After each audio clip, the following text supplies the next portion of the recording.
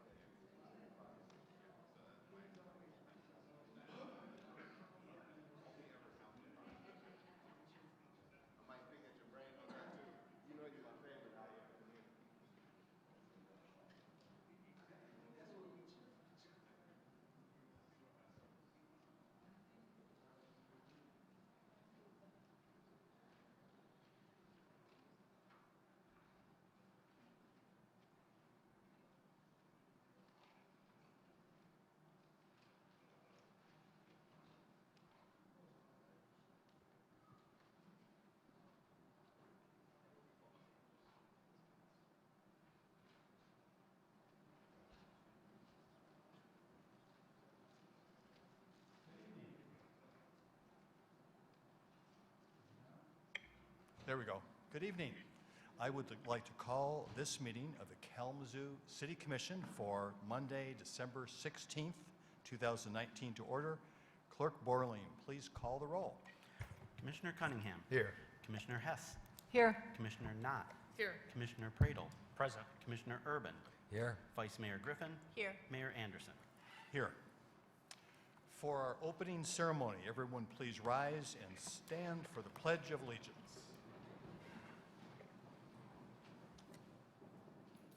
I pledge allegiance to the flag of the United States of America and to the republic for which it stands, one nation, under God, indivisible, with liberty and justice for all.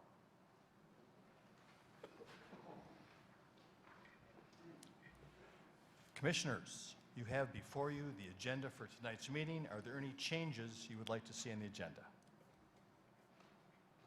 Seeing none, is there anyone in the audience here to speak on an item that would be on the consent agenda? Consent agenda is anything under item F. If so, you will need to ask for that item under the consent agenda to be moved to the regular agenda. Are there any requests? Seeing none. Next item is communications. Are there any communications, City Manager Ritzma? Nothing, Your Honor. Thank you. Next, I would like to open a public hearing to receive comments on a resolution amending and enlarging Industrial Development District Number 10 at 1421 North Pitcher Street. If there's anyone who would like to make a comment on this item, please come to the podium. Give your name and whether you live in the city. You will have 4 minutes to make your comments. Thank you. Hi, good evening. My name's Rusty Miller, and I'm responsible for the graphic packaging project. I actually live in Portage right now. So I'm the Senior Vice President of Engineering Technology for our $600 million expansion for the graphic packaging paper mill. And this industrial development district is actually a combination of a couple districts that we've had before, and then enlarges it to the additional properties that we have purchased the last 5 years. Most notable, the old Checker site where most of our development will go. But It's just kind of a simple enlargement of our area, including all the properties that we've purchased. Thank you, sir. Anyone else who would like to comment during this hearing? Seeing no other comments, I'd like to close the public hearing. Commissioners, the requested action is a motion to adopt the resolution. Is there a motion? So moved. Support. Motion made by Commissioner Cunningham, supported by Commissioner Urban. Any discussion? If there's no further discussion, Clerk Borling, please call the roll. Commissioner Hess. Yes. Commissioner Knott. Yes. Commissioner Pradel. Yes. Commissioner Urban. Yes. Vice Mayor Griffin. Yes. Mayor Anderson. Yes. Commissioner Cunningham. Yes. Thank you, Commissioners. Item E1 is approved. Now we are to our consent agenda, items under F. City Manager. We have 10 items for the consent tonight, and the first 9 are for approval. The second, or the last one, is to be brought back on January the 6th, 2020. First is the approval of a contract with PayJ Incorporated for the 35th Street Water Main Extension Project in the amount of $1,482,276.08. Next is the approval of the purchase of desktop computers, laptop computers, and peripherals from CDWG through the Michigan Master Computing My Deal Cooperative Purchasing Program in the amount of $288,113.73. Next is the approval of a supplemental contract change order with Prine & Newhoff for the Michigan Department of Environment, Great Lakes, and Energy Drinking Water Revolving Loan Fund water system improvements in the amount of $326,100 and amend the Water Fund 2019 capital improvement budget. Next is the adoption of a resolution setting a public hearing on January 6, 2020 for the proposed fiscal year 2020 budget. Next is the adoption of a resolution approving 13 new Homestead Neighborhood Enterprise Zone applications. Next is the adoption of a resolution setting a schedule of regular City Commission meetings for the 2020 calendar year. Next is the adoption of a resolution consenting to the continued resettlement of refugees in the City of Kalamazoo. Next is the approval of a request from New Year's Fest of Kalamazoo to publicly display fireworks from the Epic Center parking structure on Tuesday, December 31, 2019 at midnight as part of the annual New Year's Fest event. Next is the approval of the mayor's appointment of Brian Patelko to the Planning Commission for a term expiring on March 31st, 2023. And finally, approval of a purchase agreement with Texas Charter Township for property for the 6th Street South Elevated Water Storage Tank Project in the amount of $27,500 and final paving of the parking lot. Thank you, City Manager.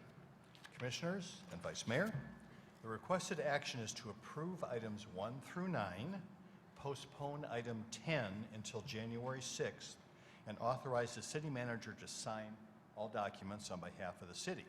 Is there a motion? Support. Motion made by Knott, supported by Mr. Hess. Clerk Borling, please call the roll. Commissioner Knott. Yes. Commissioner Pradel. Yes. Commissioner Urban. Yes. Vice Mayor Griffin. Yes. Mayor Anderson. Yes. Commissioner Cunningham. Yes. Commissioner Hess. Yes. Thank you, Commissioners. Items on the consent agenda are approved. We're now on to our regular agenda, items under G. City Manager Ritzma. First, we have acceptance of a 2018 Justice Assistance Grant Award from the U.S. Department of Justice in the amount of $92,200. Thank you, Manager Ritzma.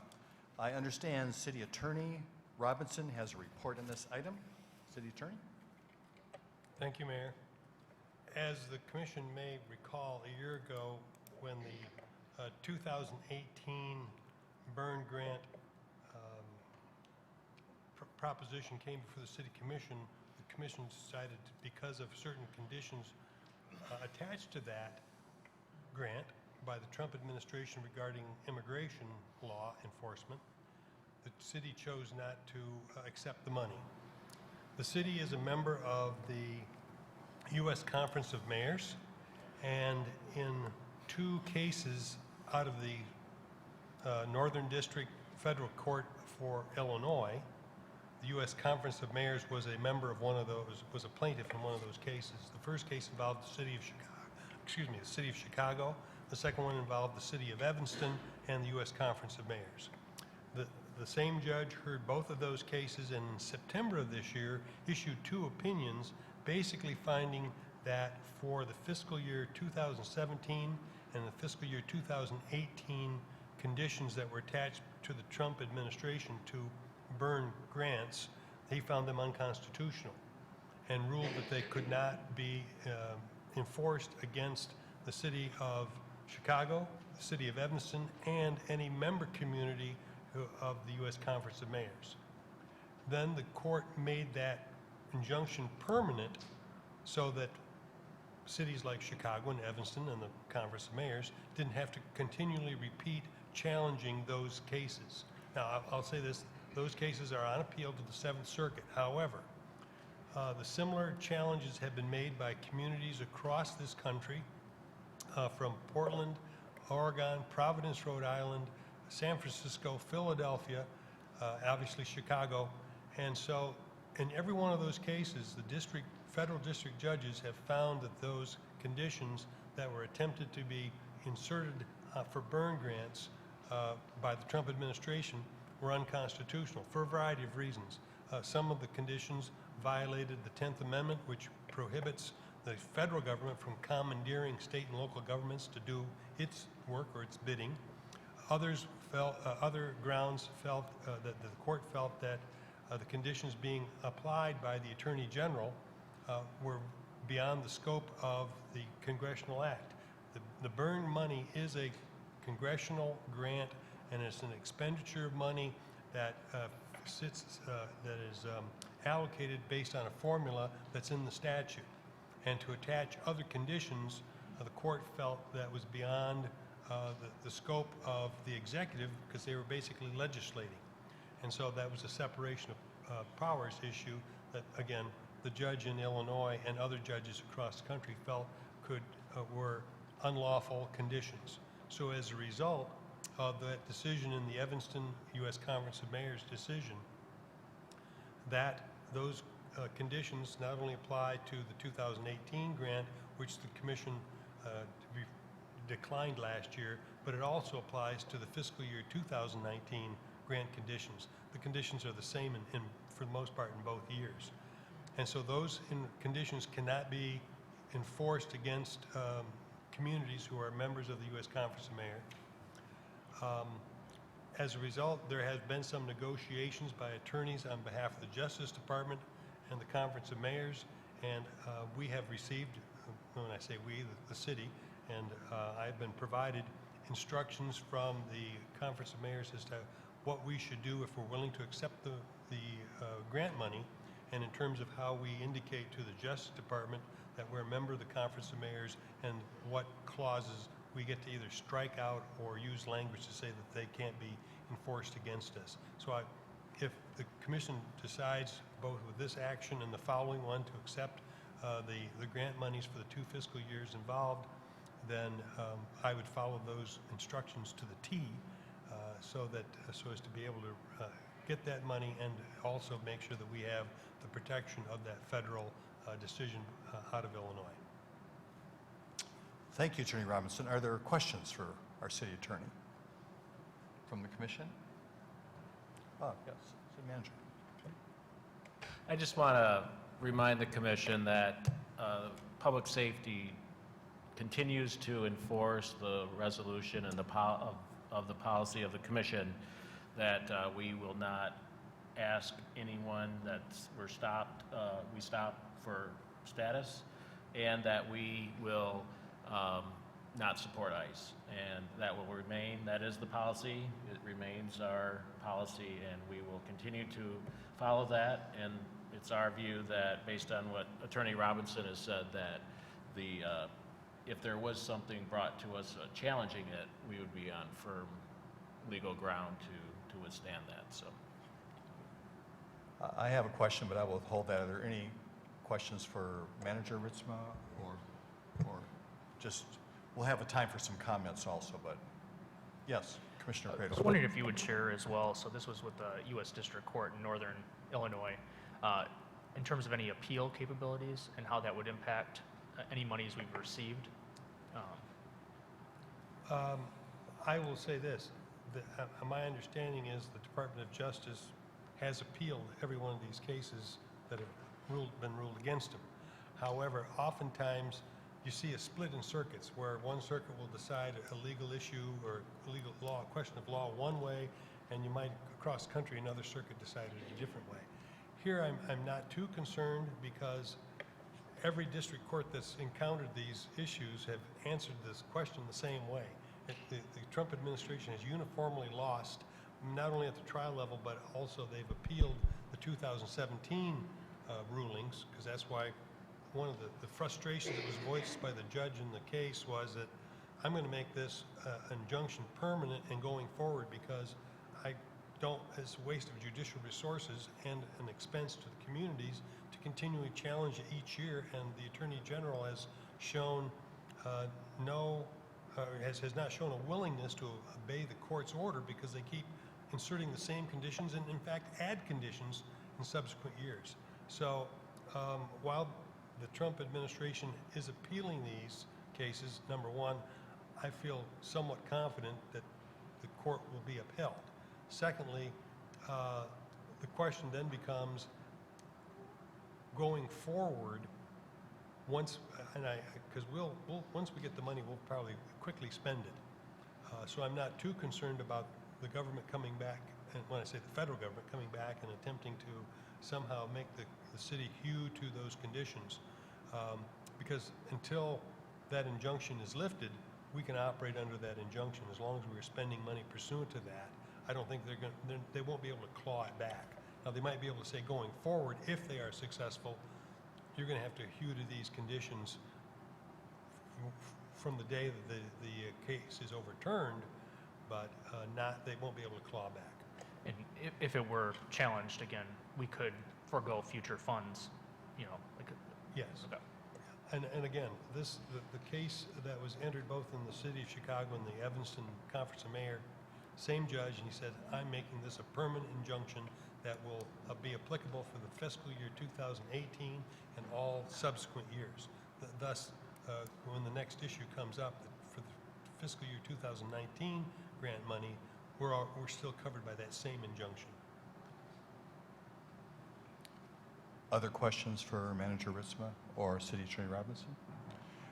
Just to further give us some context here, Manager Ritzma, how is it that it appears on our agenda at this time? Are there any time frames related to this? Why do we have two at once? You know, why is that working out that way? So the 2018 JAG award deadline is December 31st. So we obviously needed to wait for the new commission to come on board, and so we would have to approve this tonight, or have this approved in order to meet that deadline. Okay. The 2019 grant award, I believe the deadline is a little further out, so we should be okay.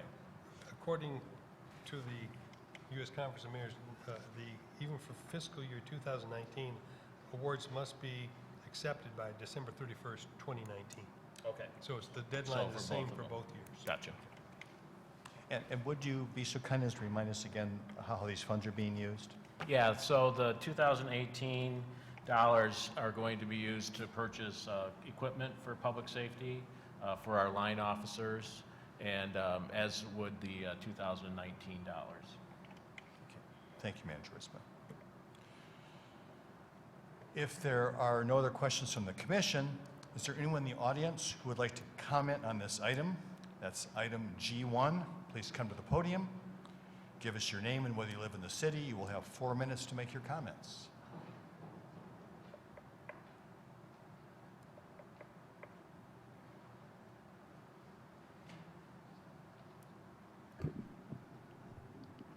Hello, my name is Elvira Oropesa. I live at 927 Piccadilly in Kalamazoo. And I do have some concerns over if we can get some more details on what other items besides the equipment that is going to be covered with this grant. And also just a suggestion that maybe some education for the police officers in regards to just general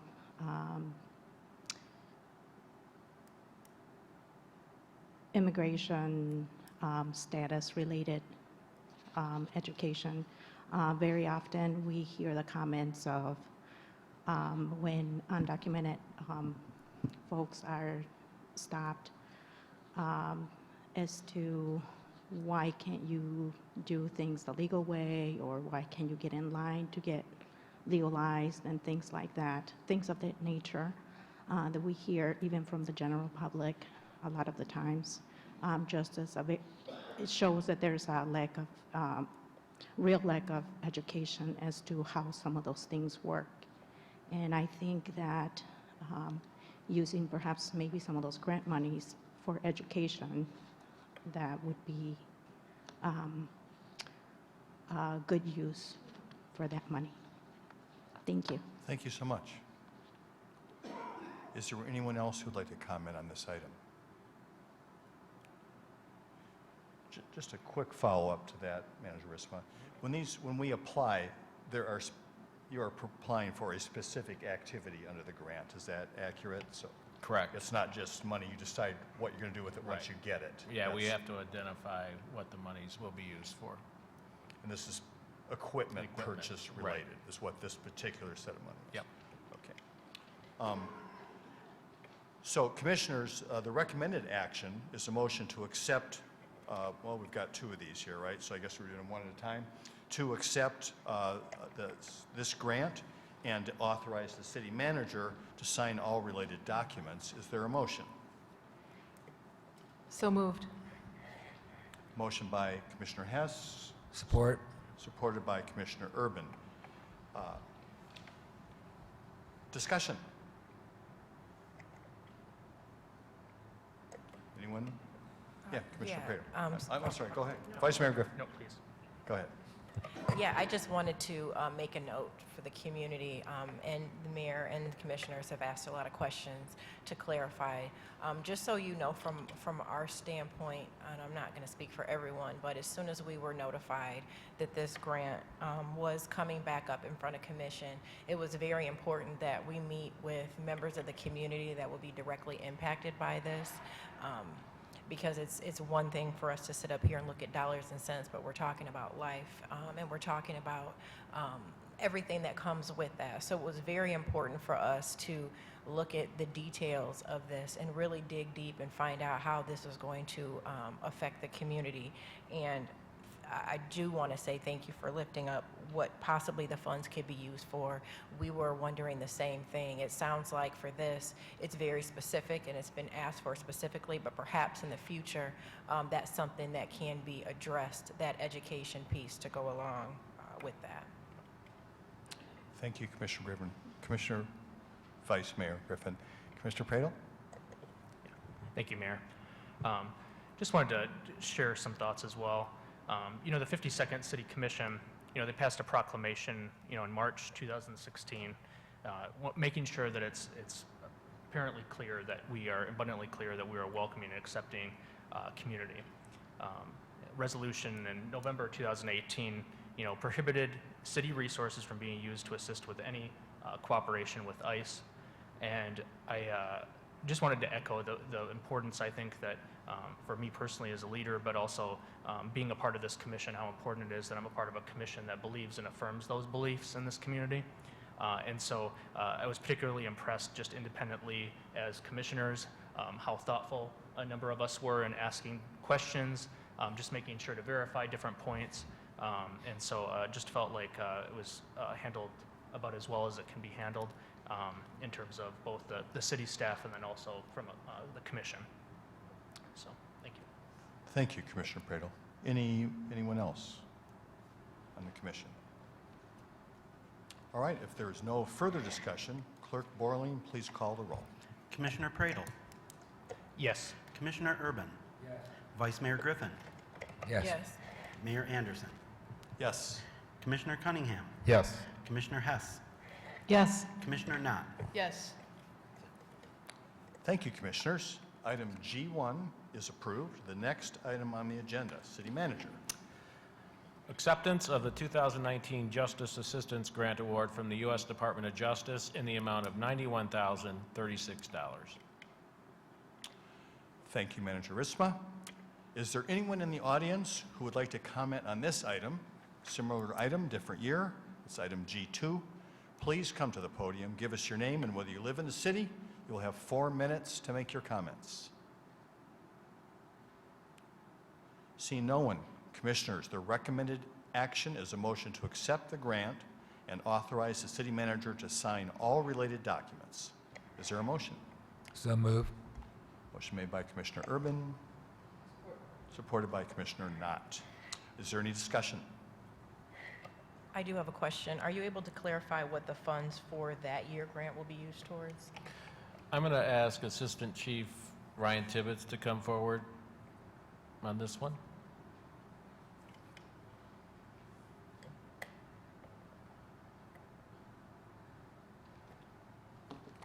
Good evening.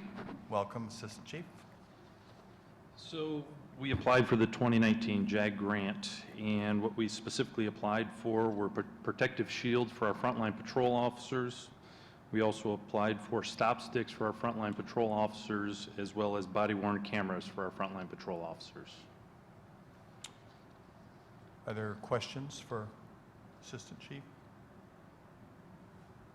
Hearing none, I'll just follow up. When you apply for these, is it wide open? Are there specific categories when you apply for this particular kind of grant? So generally what we do at Public Safety is we take a look at what funding we have locally here through the general fund.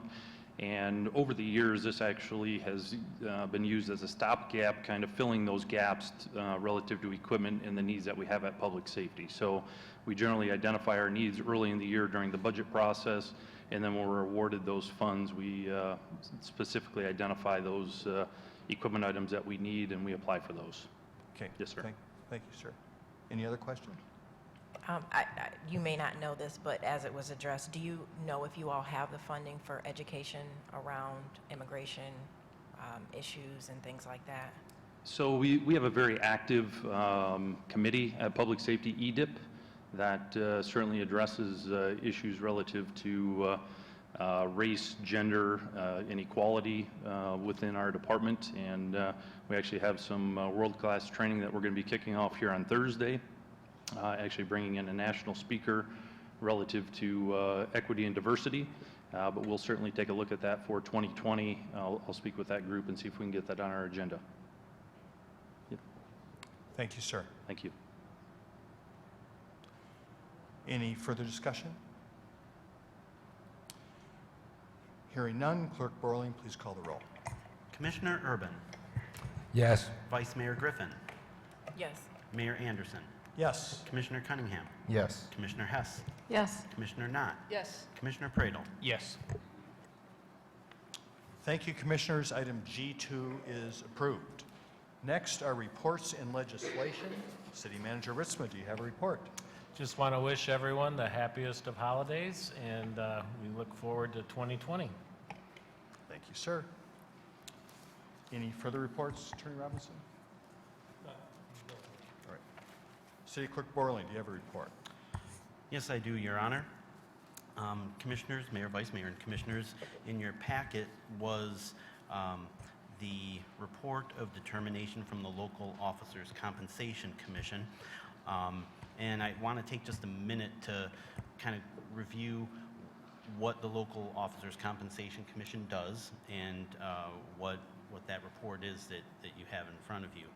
The Local Officers Compensation Commission is a group of citizens who are appointed by the mayor or approved by the city commission, and this group considers what the compensation level should be for Kalamazoo's elected officials, for all of you. And this group has the authority under state law and under city ordinance to actually set the salaries. So this is not an advisory group. This group takes action, and the action they take is what the compensation levels are. under state law and city ordinance, the city commission doesn't have the authority at all to set its own salaries. So this group does that work, has that discussion, makes that determination. And the report that was in the packet tonight is the report from the Local Officers Compensation Commission as it met last week. And their determination was to increase the salary levels by 2.5% across the board for all of the elected officials. At this point, this report is informational. There's a reason why it appears on my clerk's report just as informational, and that's because there is no action required of the City Commission. The only thing that the City Commission could do with this report is they could reject the determination of the LOCC. And if the Commission wanted to do that, they'd have to do that by resolution that is adopted by 2/3 vote of the entire Commission. So that's what you have in your agenda packet. It's informational. If you have any questions, I'd be happy to answer them. Are there any questions for the city clerk? Seeing none, just a couple quick questions here. So what is the time frame that this occurs on? Thank you. I did neglect to give that detail. When the LOCC makes its determination and they file the report with me, which they did last Wednesday, that starts a 30-day clock ticking. And those determinations, whatever that compensation level is, that takes effect automatically 30 days later. So on, I believe it's January 10th is when that 30 days is up, and those new salary levels will go into effect. And does this happen every year? It happens every 2 years. The statute requires that the LOCC meet in odd numbered years, so every other year. Thank you, Clerk Borland. Any other questions? All right. Thank you so much, Clerk Borland.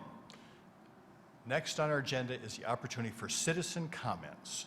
So here at our business meeting, we do not interact with folks who come up to make comments. We give people full time to make those comments, and we take note of what those comments are, and they might be addressed by staff or us further on. But it's not an interactive time. This is a time for you to speak to the City Commission.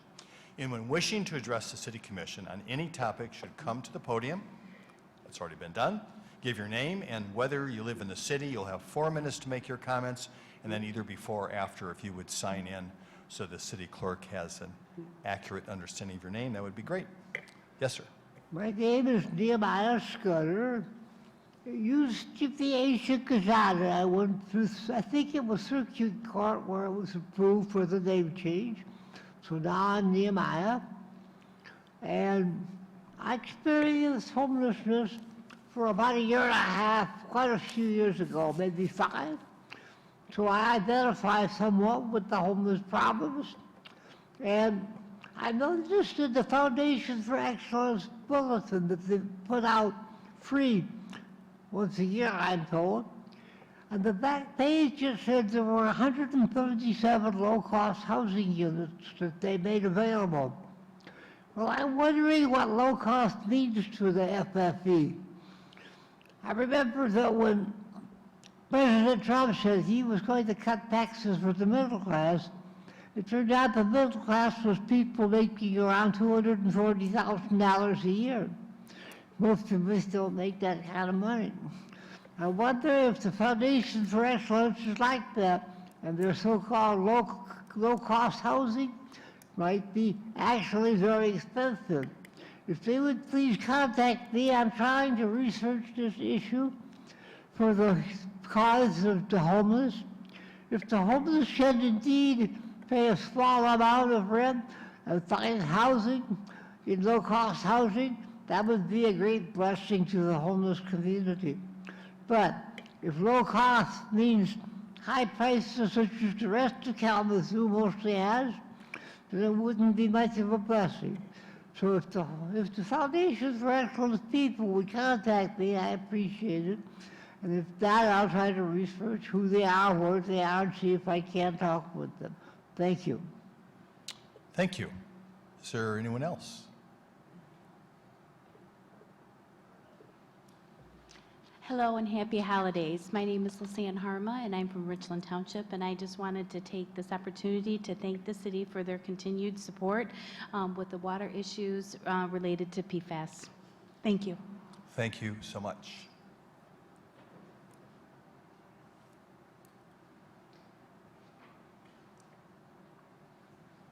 Hello, my name is Daniel Oropesa from here, Kalamazoo.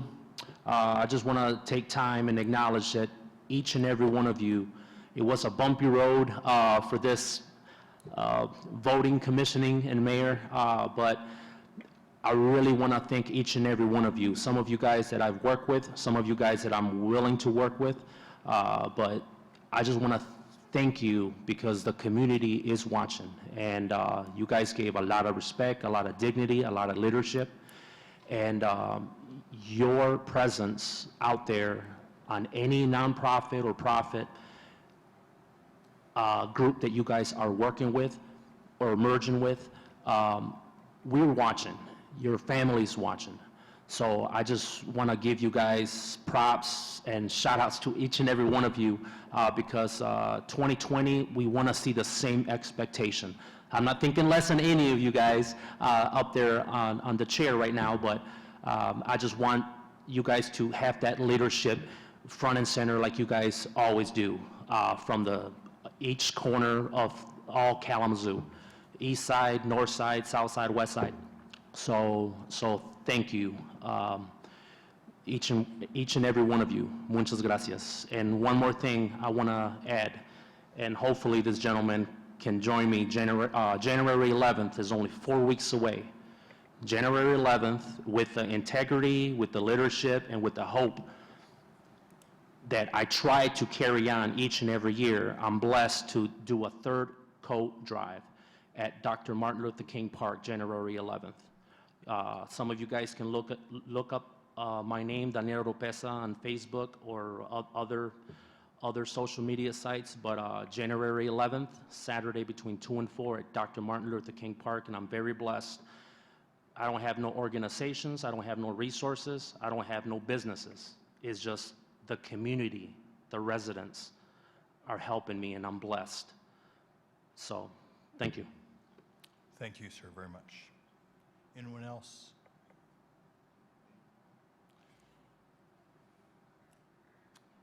Hello, my name is Jane Trejo. I live in Portage, but I work with a lot of families who are right here in Kalamazoo. And my comment is a thanks.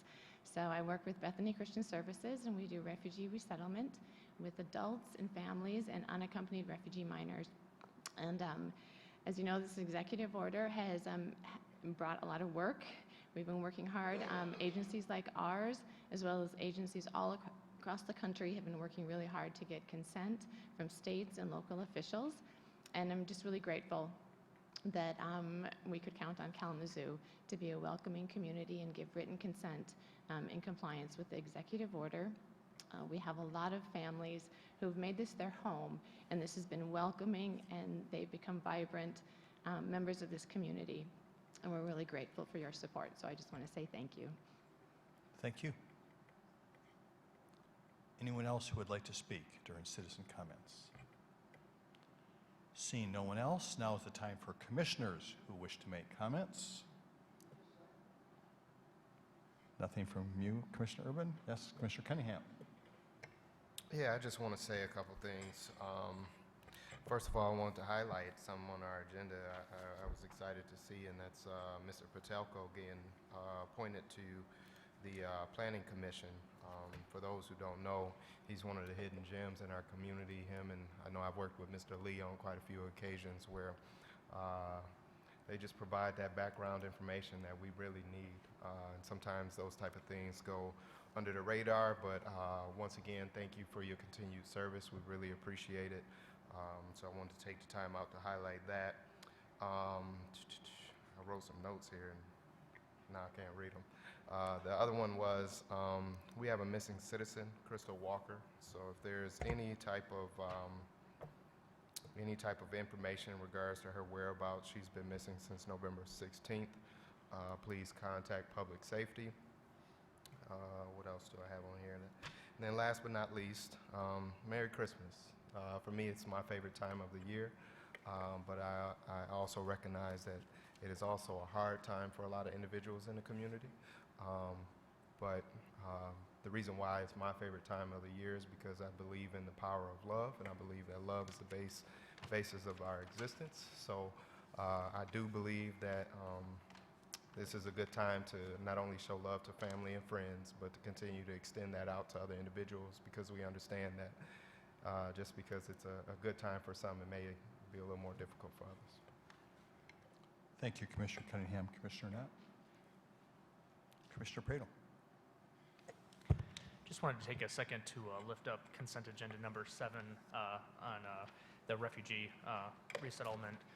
Just really make a point of this is really a great deal, and I think it's really particularly special that instead of just the mayor just signing it when it comes in the mail and sending it back, that we as a unified body all signed on to this as well, to say that this is something that matters to us and matters to this community and represents the values of this community.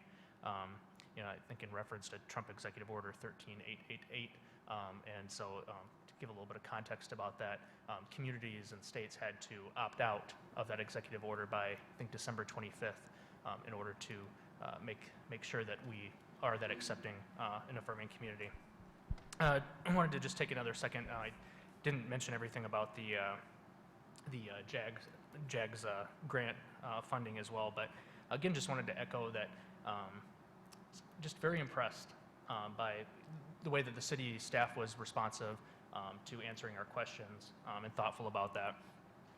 One of the first questions that, we're in separate small work groups, so we just hear things, second and third string for Eric and I when we have our third work group of the Monday.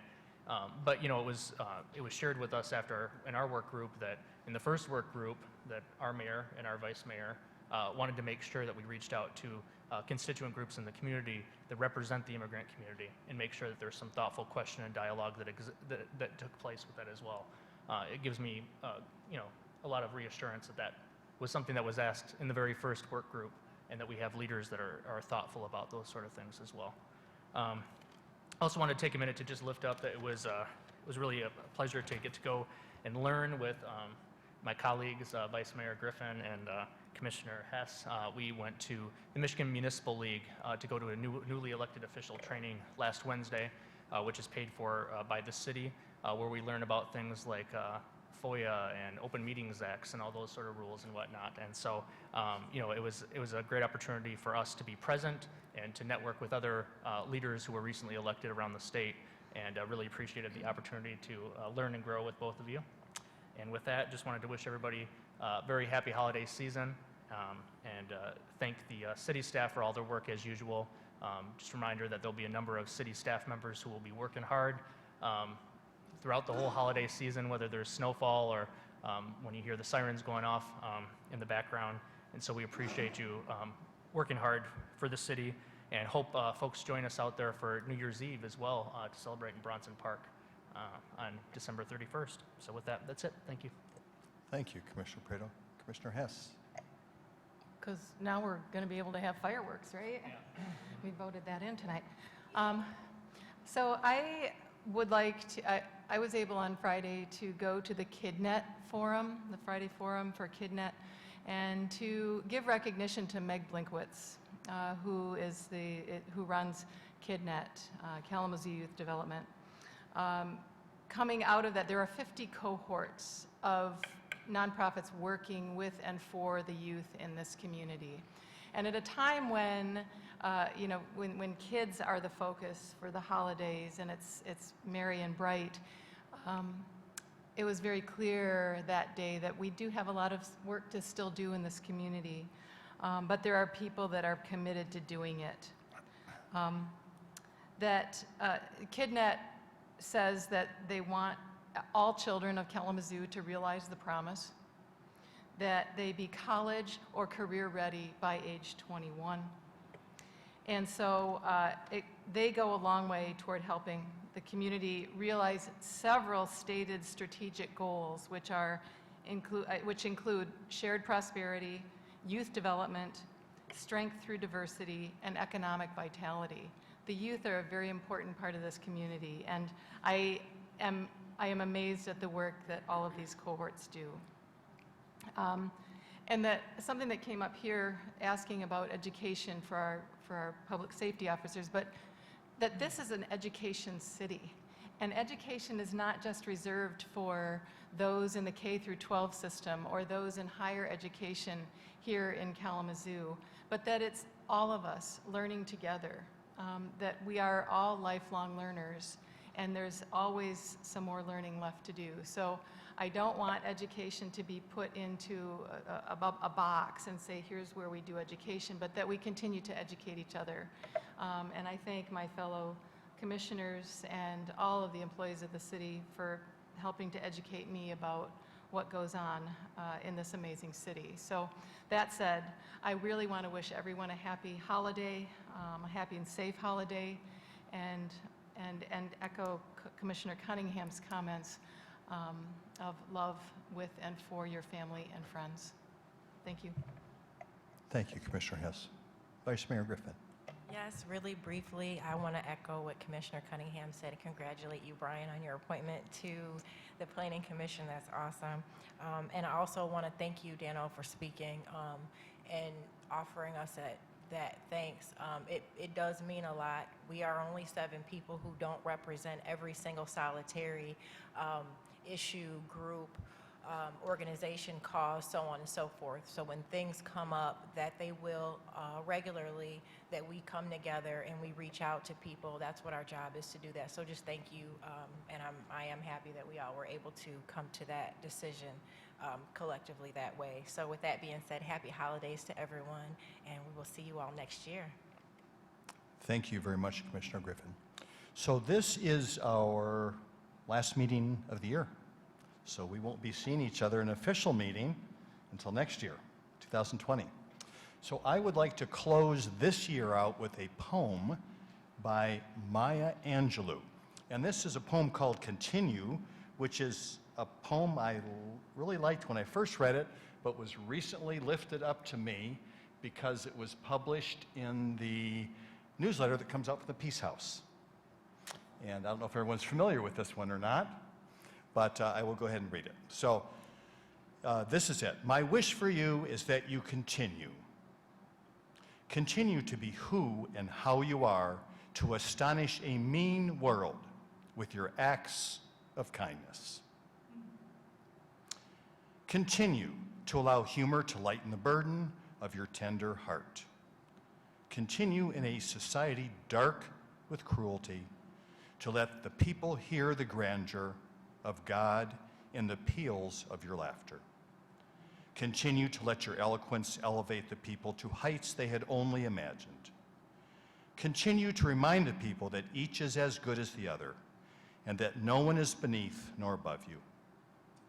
Continue to remember your own young years and look with favor upon the lost and the least and the lonely.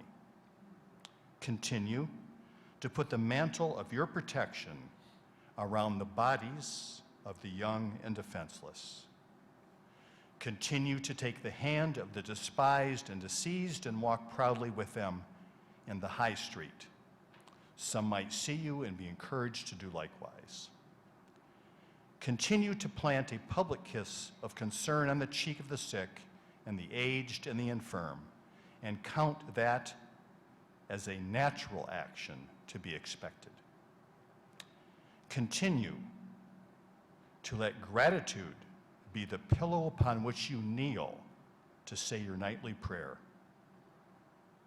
And let faith be the bridge you build to overcome evil and welcome good. Continue to ignore no vision, which comes to enlarge your range and increase your spirit. Continue to dare to love deeply and risk everything for the good thing. Continue to float happily in the sea of infinite substance, which set aside riches for you before you had a name. Continue. And by doing so, you and your work will be able to continue eternally. We're adjourned.